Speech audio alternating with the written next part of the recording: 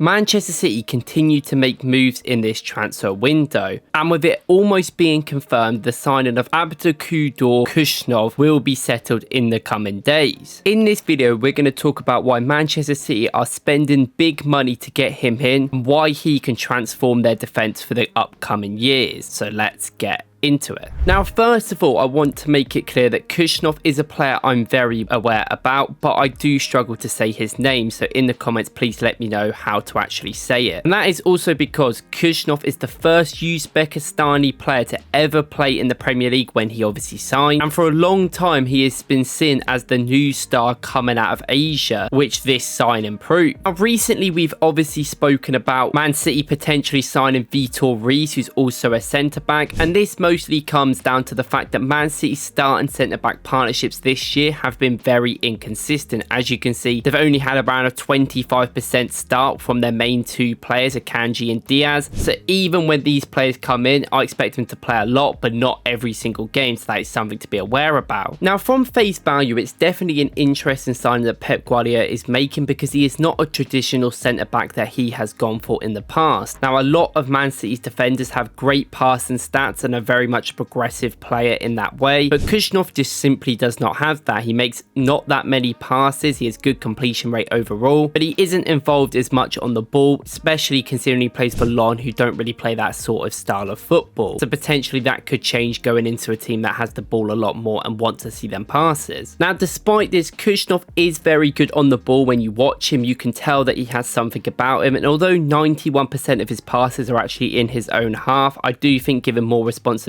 you would expect that to get improved on. And let's not forget, Khusanov is a guy that has only played around 50 professional games in his whole career, and only really 30 in Liga 1 at the professional level, with a lot of them not even being starts. So he's obviously going to have to develop over time. Now, fundamentally, when you watch him, I think it's quite clear why Man City have signed him, and it is down to probably his pace and pure defensive actions. Now, this guy is what you get as a solid, aggressive defender. He makes incredibly amounts of tackles, even fouls, but blocks, clearances and interceptions per 90. I mean, looking at his stats, you can see in Europe they're all very high, and he's actually in the top 1% for interceptions. But he is super aggressive at covering large stretches of the pitch to get into the areas to make the tackles to win the ball. Now, this is going to be key for Manchester City, because as we know this season, they have really struggled in big areas of space across the midfield and the defence, and due to the age of a lot of their players, they aren't able to really stop defensive transitions against them, where people put the ball over the top, and they've been a bit out of position a lot of times that Khusanov can be good at. Now, what is really important as well is that in the fullback positions, Khusanov is very good at actually covering them as well. We mentioned this about Vitor Reis, who looks like he's going to stay on loan for I think another 6 months, but with Khusanov joining straight away, this will be able to get good experience down these sides early. And with it looking like someone like Kyle Walker is going to leave, even if Khusanov is playing in centre back, you expect him to be able to cover the wide stretch areas when Man City build up in a 3-2-5, where he can often take up that right centre back spot and cover that wing position just in case, which I do think is going to be important when people try to get in behind, and it's something that people have done a lot against Man City because of how aggressive and how fast he is. And I think this is important for Man City with the signings you have seen them trying to make with Marmoush, Vitor Reis and now this guy, because it is just players that cover a lot of ground within the midfield and defensive areas, so they can allow their other players to get the ball in better areas, and they don't need to keep running back. You see Kyle Walker look like he's going to leave, and I think that's another part of this as well, making sure the players that can't run anymore are not there. Now, although Khusanov is so good at covering the wide stretch and he has high defensive actions pretty much in the centre from crosses as well, but you can see he really does go out on both sides quite comfortably, there has been question marks about sometimes he is a little bit too aggressive. He gives away a lot of fouls, and sometimes he moves in a way where he doesn't exactly push people down to the wing positions. He sort of goes all in for a slide tackle or an aggressive tackle, which if he does get skinned does leave the opportunity for someone to come inside, which has been a problem sometimes. But with his little amount of game time at the top level, you expect this to improve overall. But saying that, he does also have a brilliant anticipation. He is really good at getting them interception numbers, which are so high, because he is so good at reading things a little bit before they happen. Now, the real asset here is obviously his pace, which we've mentioned, which makes this so available, even if he's a little bit slow to maybe aware for a ball that is going to go through or pass it to someone near him. Because he is so quick at closing down gaps, which is such a unique talent to have as a centre back of his stature, it makes him so effective at quickly getting the tackles in, which I do think can be really good, having him as the first line of defence in Man City's play to try and win the ball back. Especially, I think it might be really good to get them on transitions when he is so quick, and he can always be that last man back just in case for that reason. But he's not a lanky small player, he is a physical beast as well. The reason why he is so aggressive and it works, he's over 6 foot, he is a very heavy player, but because he is so quick as well, it makes him such a unique profile where you can see why Man City wants someone like him within the team, because it is so different and such a talent differentiation that people do not have around the world. His physical nature as well and his aggressiveness will definitely help, I think, more in the Premier League than the Liga 1. Now, his stats in the Liga 1 from a tackle and interception standpoint were brilliant, and also his physical aerials were also good. He wins over 2 aerials per game and around 64%, which is actually a very good range. This will do brilliant in the Premier League. This is what the Premier League is in a lot more now, a lot more physical, big teams, with a lot of teams really benefiting from second balls, from people trying to win headers. So always having a physical approach is going to be best in all scenarios, which I think this guy really does have, next to the pace that is such a vital component of how he plays. And this is backed up by the fact he's in the 85% among centre-backs for area duels won in Liga 1 this season, and is not intimidated by much, being robust for Uzbekistan as well when he plays for them. Now, this is one of them signings that does kind of come out of nowhere, because Khusanov was not really even starting for long last season. It's only been this season where he's played around 1,500 minutes. He's really come to the forefront for that team in Liga 1. And of course, he has been really good for Uzbekistan. He played some big games against Spain in the Olympics and was really a standout performer, and an under-20 World Cup standout performer as well just last year. But it definitely does seem like a steep rise to already be able to play for Man City. Now, he does have problems within his game. Any aggressive young defender is going to make mistakes. There's been a few red cards he's had in his career where he's gone to ground too early, especially on fullbacks. It seems like he struggles on. That's obviously going to happen with the inexperience he has at the highest level, only playing 24 times. But while I think a lot of people have question marks on how he's going to be on the ball, especially because his stats aren't that encouraging or he's not had a lot, I actually think that will be fine for him in this team. The amount of pressure and amount of ball that Man City will have, I think, will benefit him, as he does seem a very focused and calm individual, especially on it. And I do think the fact that he's having to deal with certain transitions where teams are going to be quick against him is going to be better. You're not going to see many teams still pen Man City in for large amounts of time. He may or may not lose focus because he wants to be active and move around. I actually think this is going to suit him a lot more when this is a team. And he definitely brings something different to Man City's back line with his youthfulness, his inexperience, but also how fast he is. And definitely a different way that Pep Guardiola is looking at rebuilding the squad for when he is going to leave